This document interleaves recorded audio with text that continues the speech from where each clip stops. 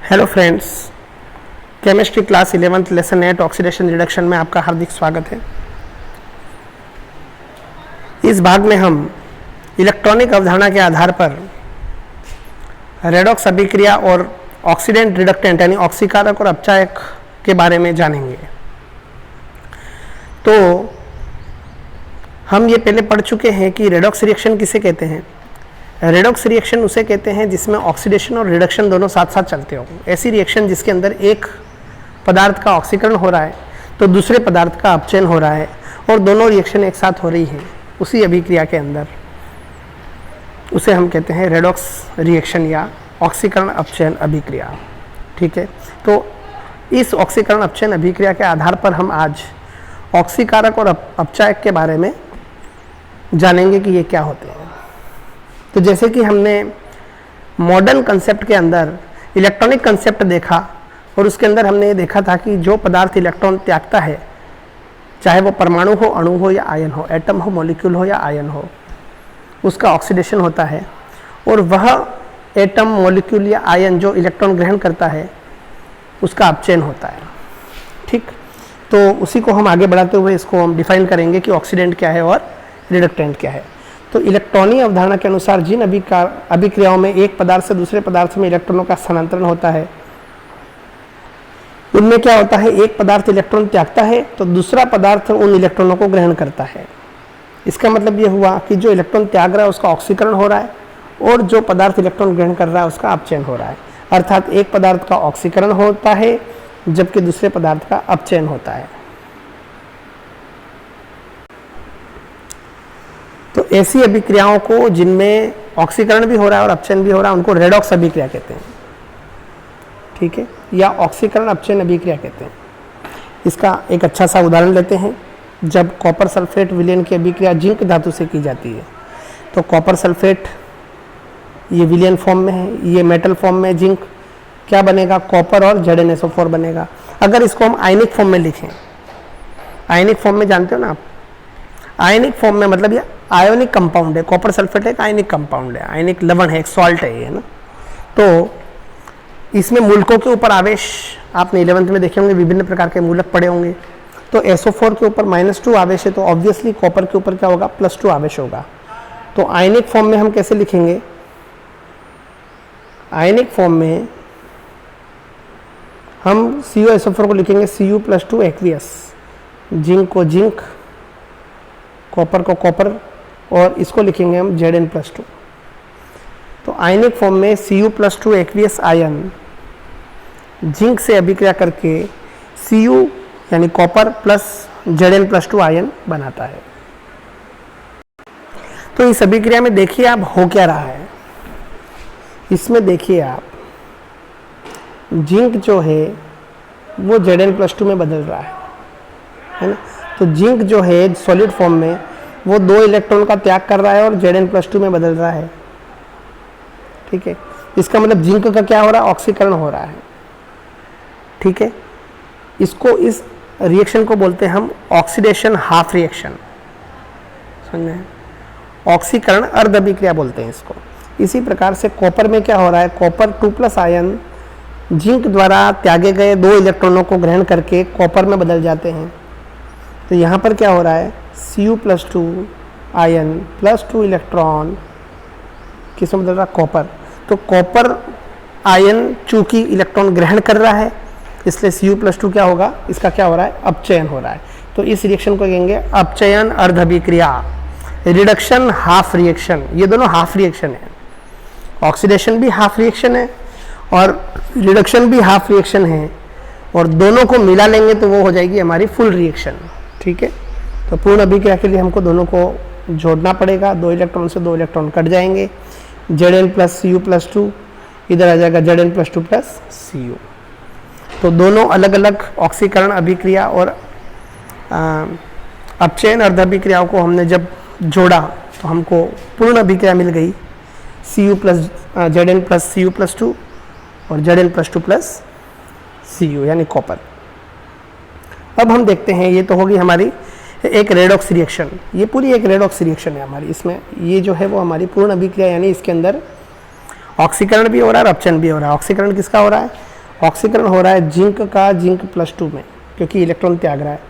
अपचयन किसका हो रहा है? कॉपर +2 का कॉपर में अपचयन हो रहा है। दो चीज़ें हमको पता लग गई, ठीक है। तो इलेक्ट्रॉनिक अवधारणा के अनुसार रेडॉक्स रिएक्शन को इस प्रकार से लिखा जाता है, ठीक।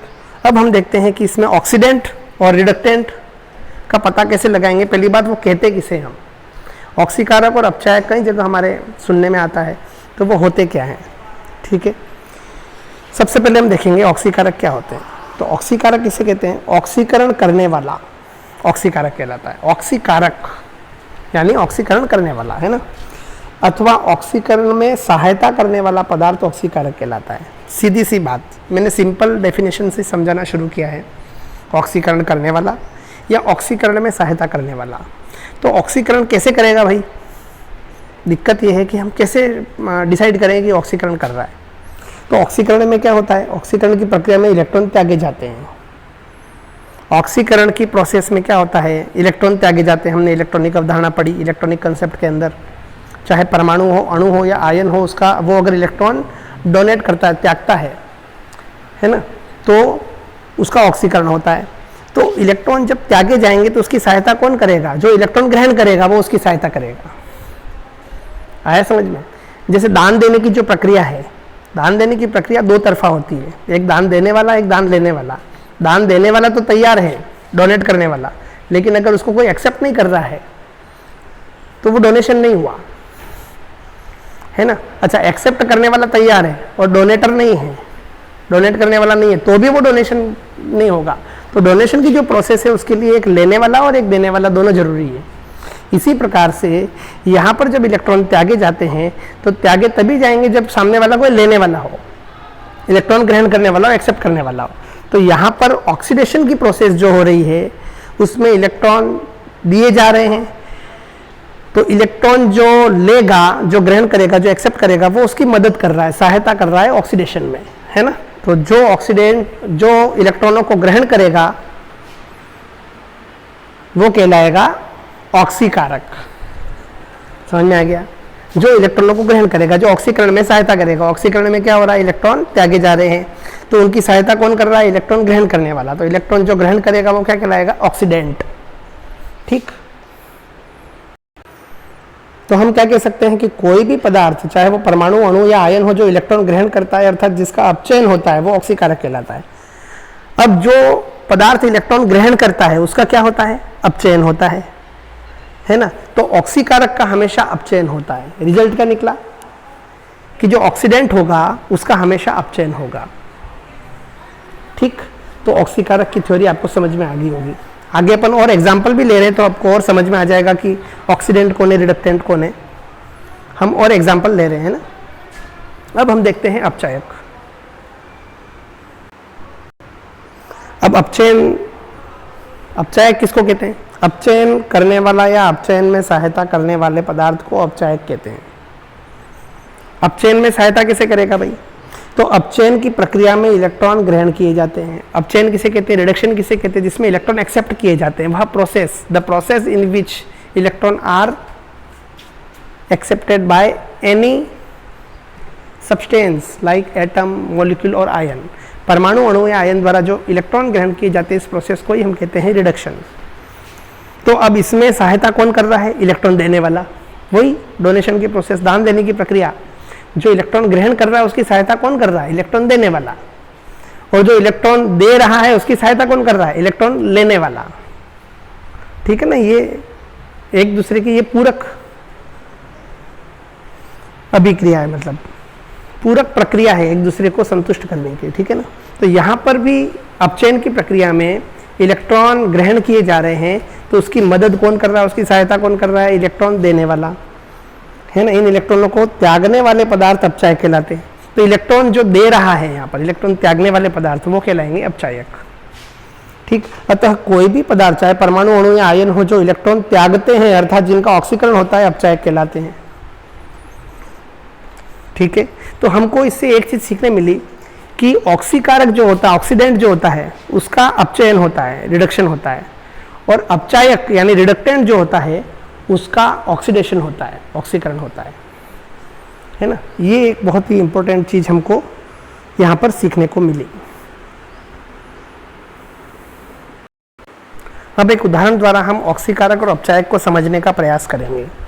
जो उदाहरण हमने ऊपर रेडॉक्स रिएक्शन का लिया उसी उदाहरण द्वारा। ठीक है, रिएक्शन क्या है?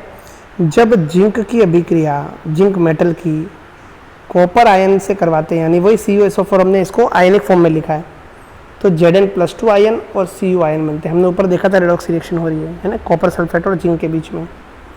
ठीक है, अब देखो यहाँ पर क्या हो रहा है, जिंक बदल रहा है जिंक+2 में, कॉपर+2 बदल रहा है कॉपर में। तो जिंक का जिंक+2 में ऑक्सीकरण हो रहा है क्योंकि इलेक्ट्रॉन त्याग रहा है, और जिसका ऑक्सीकरण होता है उसको हमने क्या कहा, अपचायक है, वो रिडक्टेंट है। कॉपर+2 का कॉपर में अपचयन हो रहा है क्योंकि कॉपर+2 2 इलेक्ट्रॉन ग्रहण कर रहा है और फिर कॉपर में बदल रहा है ना, और जिसका अपचयन होता है उसको क्या बोलते हैं हम, ऑक्सीकारक बोलते हैं।